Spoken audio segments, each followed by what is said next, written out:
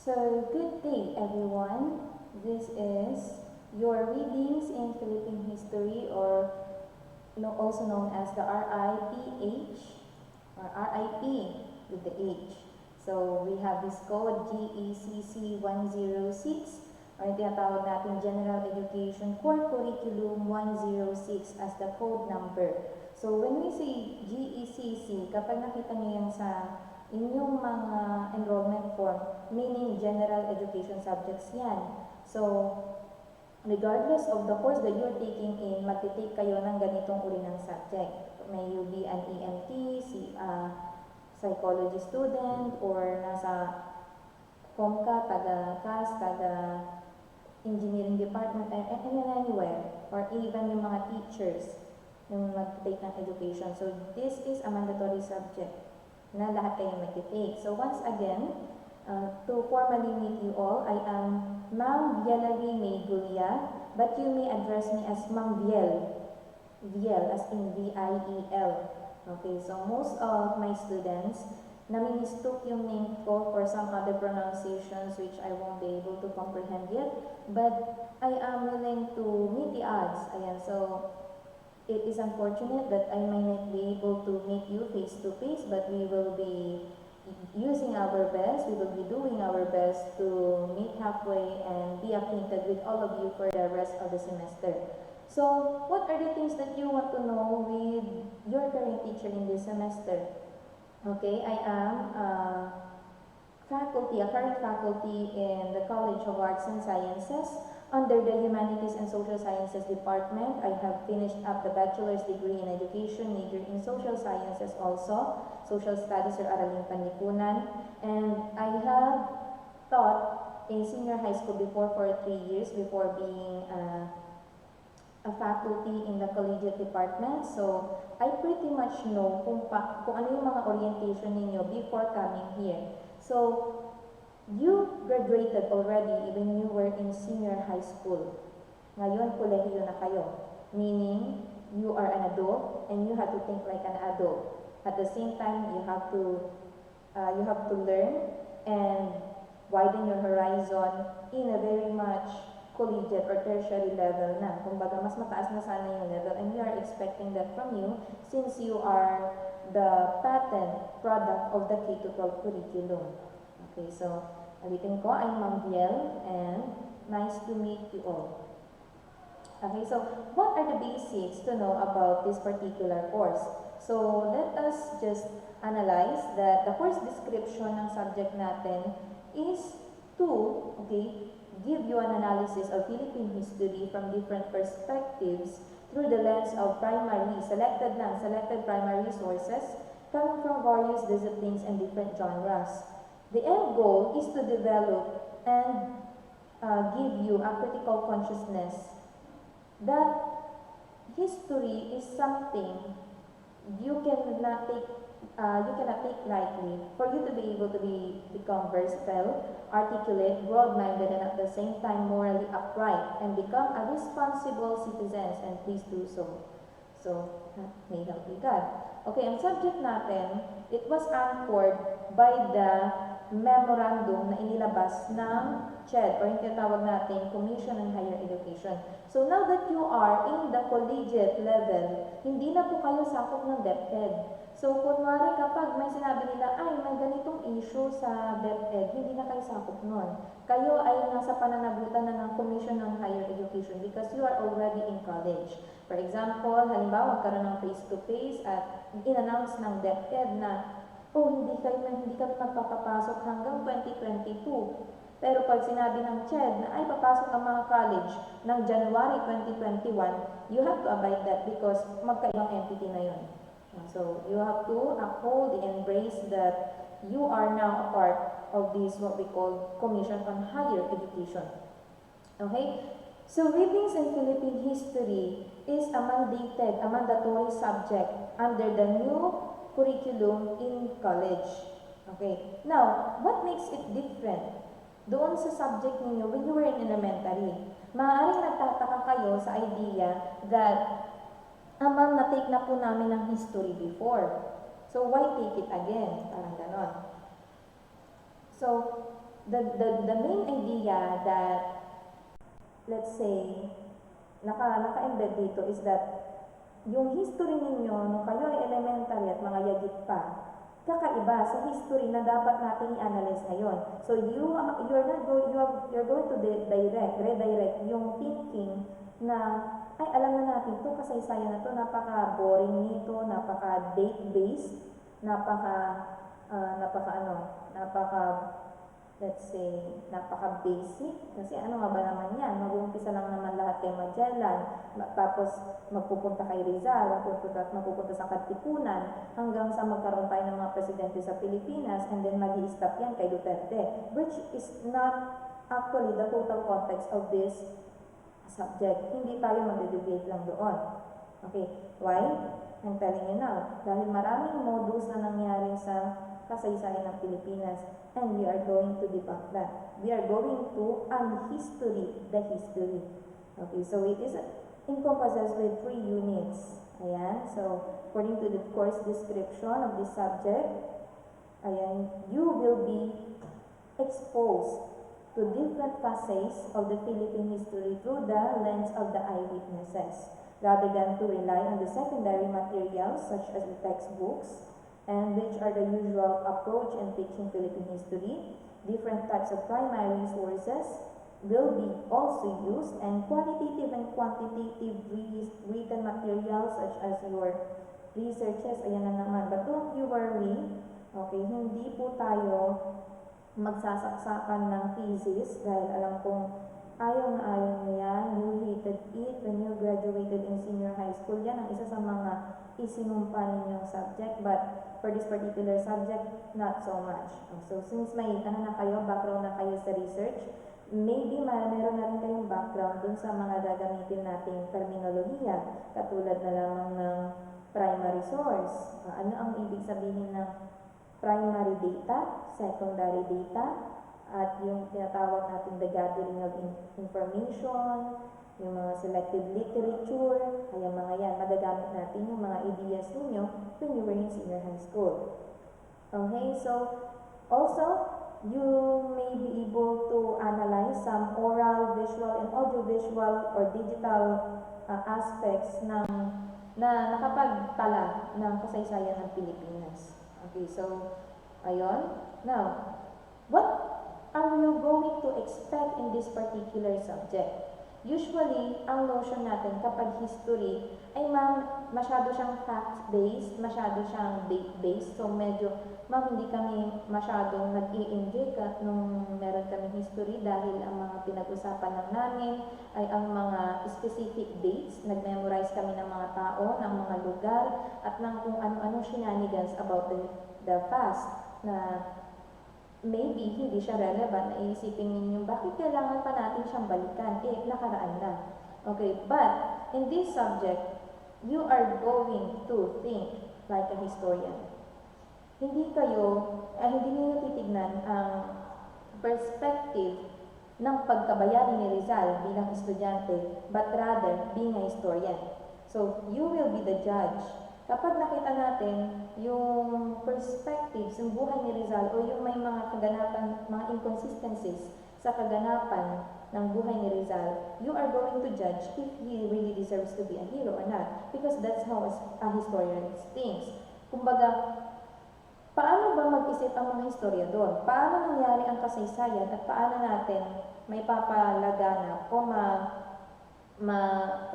madidibang yung idea sa kasaysayan. Okay. Second is that it is very much pandemic. Okay, pandemic prone or pandemic friendly. Ang readings in Philippine history natin, from the term itself, readings, meaning marami kayong babasahin, unfortunately, nababasahin, ang mga literatura na may kinalaman sa mga primarya or primary sources na talagang they witnessed the history or dun sa mga known authors na legit. I mean, when say known authors na legit, ito yung mga historians na nilimbag nila yung kanilang mga nalalaman sa kasaysayan na pinaniniwalaan. Because as we all know, maraming bagay sa kasaysayan ng Pilipinas na hanggang ngayon pinagdedebatehan pa. For example, the notion in martial law. ang pagka-presidente ni Marcos? Naging mayaman ba o naging maunlad ba talaga ang Pilipinas sa kasaysayan ng, sa regime ni Marcos? Naging palpak ba ang kasaysayan after? Okay, after ng regime ni Marcos, the same time, ano pa? Totoo bang si Lapu-Lapu ang pumatik kay Magellan? Ang Katipunan ba ay naging successful? And one of the controversies na alam natin palagi is that, ano ba talaga, malaya ba talaga ang Pilipinas? Kailan tayo nagkaroon ng kalayaan? Because as we all know, maraming data o maraming dates ng kalayaan sa Pilipinas. Are we really free? Ibinenta ba talaga tayo let's say, ibinenta? Pinili ba tayo talaga ng Amerika from Spain at medyo hinipnotize tayo ng mga Japanese into doing that? So, hindi natin lahat i-memorize yung mga data na meron itong mga kaganapan na ito, but rather, titignan natin yung lugar, yung lens kung saan, kung nandun ka sa panahon yan, ano ba ang gagawin mo? Kung ikaw ay historian, paano ba nahubog yung history during that time? At ano ba yung mga dapat na ginawa ng mga taong yun in that history? Okay, so that's like I am saying napaka-self-paced nitong PDs in Philippine History or GECC 106 at napaka-pandemic friendly na dahil kayo mismo ang mag-aanalisa base sa mga nabasa ninyo na ibibigay natin sa module ninyo or later on ibibigay ko sa inyo as a subject, which also coincides with your course outline. Now, in this subject, you have to read more and discussion less. Okay, so you have this notion, siguro nagrarat na kayo ngayon as reading this, watching this, as nasabi ko, ma'am, ang dami babasahin, bakit hindi kayo nagdi-discuss o tinatamad ba kayo or not? No.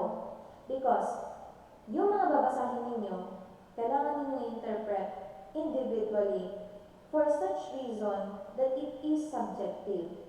Yung mga babasahin ninyo, maaari magkaroon kayo maka-arouse yun ng mga idea na maaaring kayo lang ang makaintindi o kayo lang ang makasagot mismo at wala siyang konkretong sagot. So, even in history, may mga kaganapan at may mga katanungan pa rin talaga na wala siyang konkretong kasagutan kahit mayroong mga nagbibigay ng mga ebidensya. For example, ang Duterte administration ba, napaka-effective, napaka-maganda ba ng war on drugs niya, napakaganda ba ng kanilang mga, let's say, mga platforms in solving this pandemic, in this COVID-19 pandemic in the Philippines. So, kahit sabihin natin na yes, maganda ang mga platforms ng government, there could be a bias that you are a pro-Duterte kung bakit o kaya anti-Duterte ka kung paano mo nasabi na hindi maganda o maganda yung administration ni Duterte ngayon. So that is why history is a very critical and very analytical at the same time very debatable subject to begin with. Hindi siya dapat i-memorize. Ina-analyze siya dapat, and that is what we're going to learn in this particular subject. Okay. At the same time, in reference to that, you will be also be giving me some bloody ideas in the war zone. As you all know, I will be very sensitive with the content ng inyong mga written materials because it is borderless. I want you to I want you to think like a historian okay? Not thinking outside the box, but rather thinking as if there is no box at all.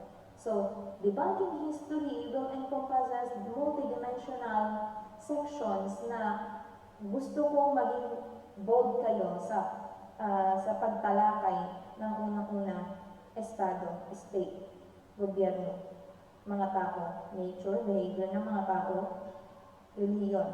Isa sa pinakamalaking factor na nag-contribute sa kasaysayan natin kasi ay ang religion. And we all know that even up to now.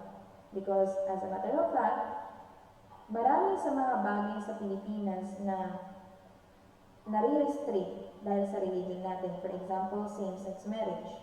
Okay? At the same time, your ability to kill, yung tinatawag natin EJK, extrajudicial killings. ano pa mga ideas, let's say, more than same-sex marriage, abortion, anything that has something to do with morality, nagme-meddle kasi ang simbahan dyan.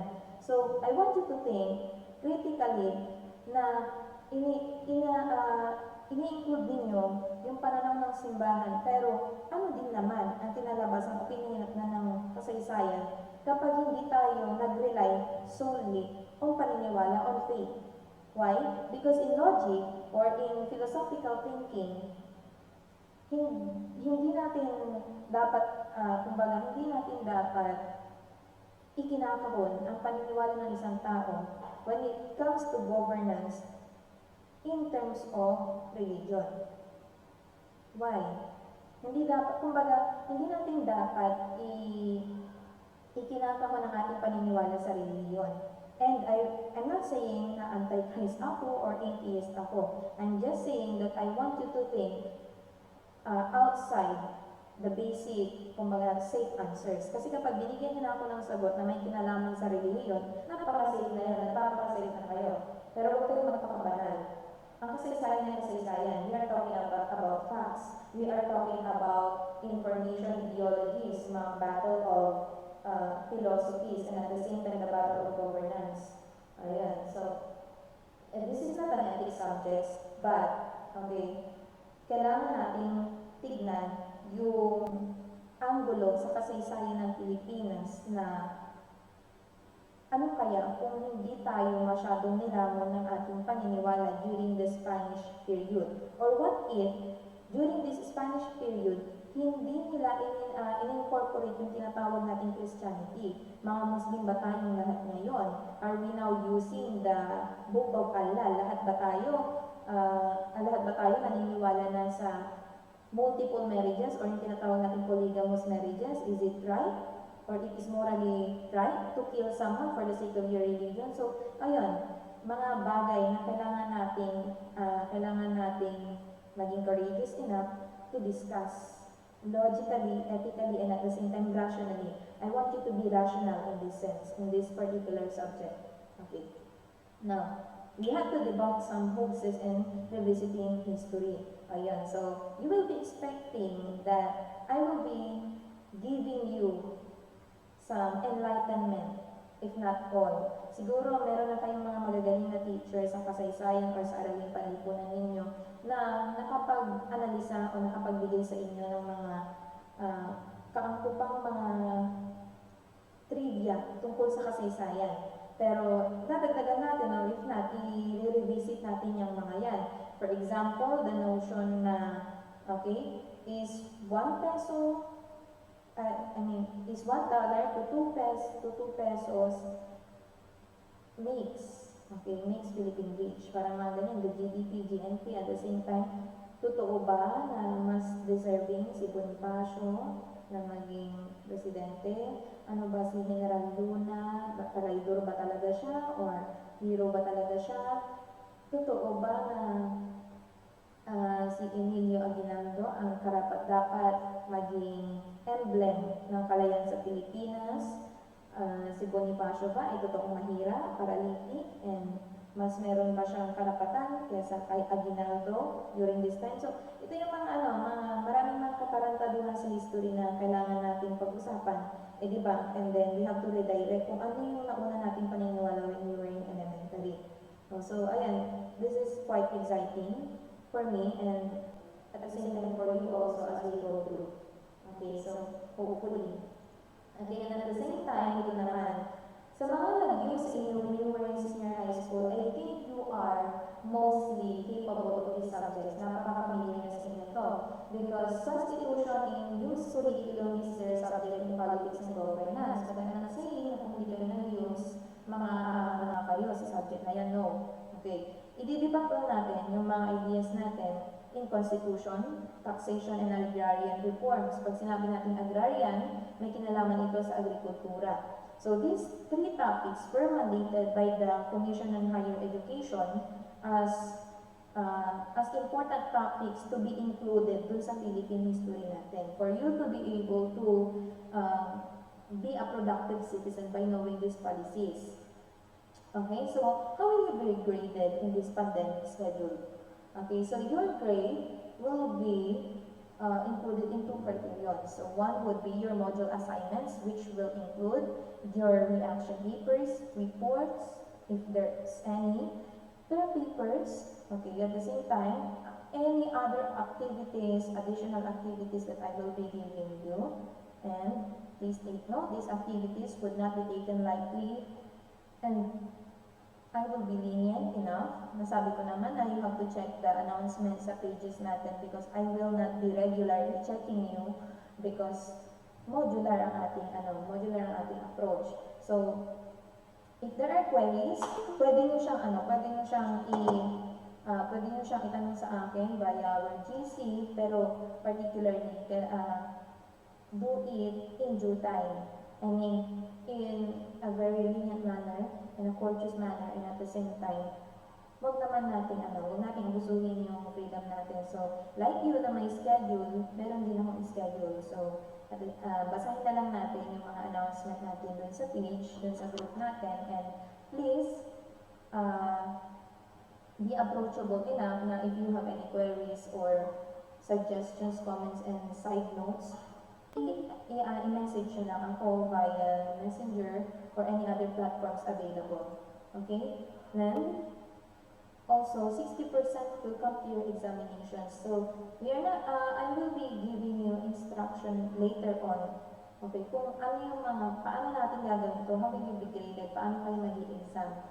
So, hintayin na lang natin ang directive sa college ninyo, but for now, okay, let us focus on finishing the course outline of this particular subject.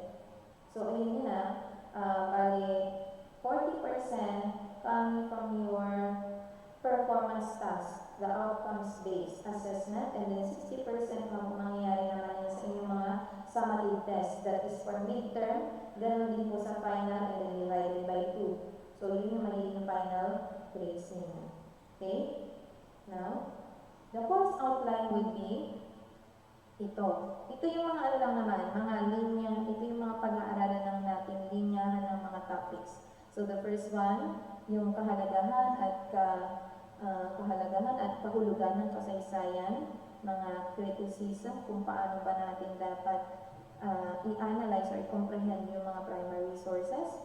At the same time, meron tayong mga selected views. Okay, selected views and selected publications na kailangan natin i-analyze, i-critically examine. Okay, and we will be giving you that. Kasi sa sobrang dami ng mga publication in Philippine history, nagtataka na kung ano yung legit at medyo kapani-paniwala at sa mga hoaxes lang talaga. Okay, so hindi naman lahat, pipili lang tayo ng mangilay-ngilay. Okay, at the same time, meron tayong yung pangatlo natin, hanggang midterm ito, yung 1 to 3 topics natin, hanggang midterm yan. So, controversies and conflicting views in Philippine history na up until now, at this moment, at this time, hindi pa nabibigyan ng tuldok. Ibig sabihin, napaka-modus ng history, hindi natin alam kung alin ba dito talaga nangyari. Unang-una na dyan, yung totoong pinagdausan ng kauna-unahang misa sa Pilipinas. So, when we were in elementary, you are taught that it is in Limasawa. But later on, we will be looking at some ideas that will say otherwise. Hindi yan sa Limasawa, but rather in some other places in the Philippines. Okay? Next, we have the Cavite Mutiny. What is this Cavite Mutiny? You will be later on know that this Cavite Mutiny is the reason of the outbreak of the Katipuneros during the Revolution. Okay, so itong dahilan kung bakit nagkaroon ng revolusyon, nagkaroon ng masidhing damdamin ang mga Pilipino para makipagbakbakan sa mga Espanyol during that time. Okay, so ayan. Next, we have the retraction of Rizal. Okay, ito, isa sa mga controversial to, natatalakayin nyo rin ito sa Rizal subject ninyo. Totoo bang nag-retract si Rizal sa mga paniniwala niya? Because we all know, emblenated si Rizal pagdating sa oppression ng mga Spaniards sa mga Pilipinas, or Spanish friars rather.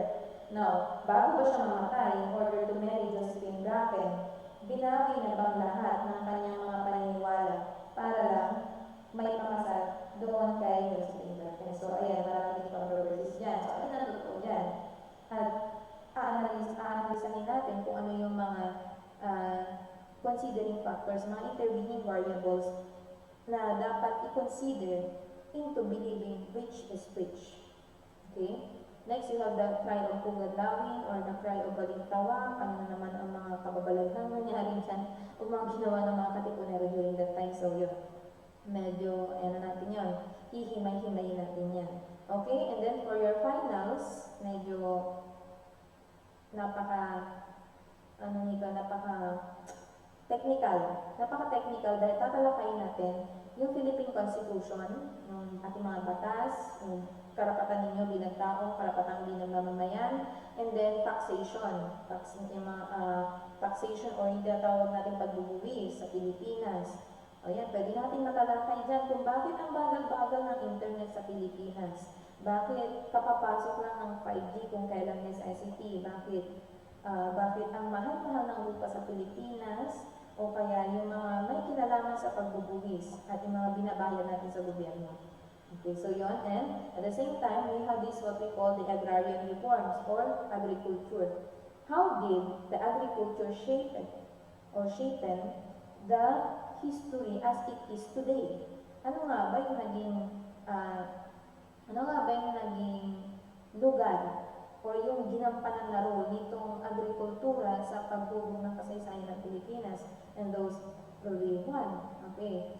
Kailangan natin alamin yan. At sino yung mga focal person? Yung mga presidente na nag-focus sa pagpapalago ng agriculture in the Philippines. Ayan.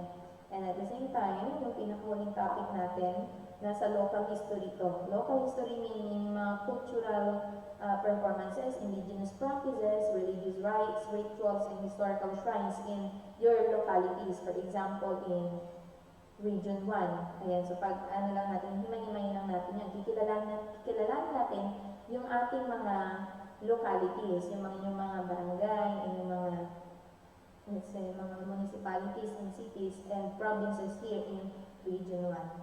Okay, so these are the contents of the GECC 106 or Readings in Philippine History, and you have to take note of this kasi ito yung syllabus ninyo talaga actually. Okay, so that's it, and I have acquainted you with the basics of this course subject, and for further questions, you may comment down or you may just directly put it on your GC or whatever platform of communication be available. Pwede ninyong i-address yun sa akin. For such reasons na, medyo, let's say, connected siya sa ating subject. Ayan, so thank you for listening and nice meeting you all. So once again, this is Malviel and I'm signing off.